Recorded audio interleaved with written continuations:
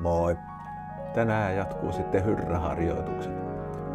Mä valitsin tän mäntymetsän tällä kertaa.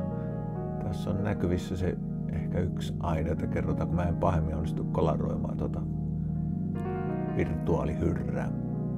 Tuosta tulee vasen käännös noin ja eikä edes pahasti pitkäksi tällä kertaa. Mä jotenkin ajattelin, että metsä on jollain tavalla vähän niin kuin suomalainen.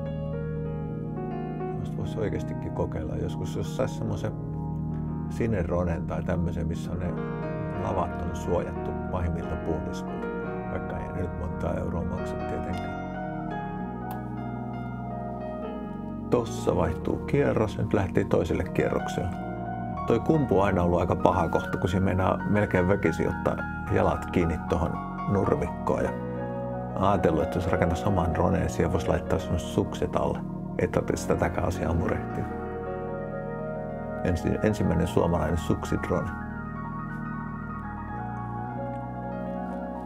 Kapeikko tossa ja siinä on pieni kivi, josta onnistuttiin aika hyvin hyppäämään aina ylitteen. Ja sitten kolmannelle kierrokselle. Ja no niin, käytiin vähän ulkona ja taas tää meidän pieni nyppylä siinä. Kaarros vasempaan. Joo, nyt. No se ehkä se vähän se siinä, vähän se otti kiinni, mutta tätä ei lasketa. No, ulkona on talvinen sää ja saa vähän odotella ennen kuin pääsee ulos lentämään.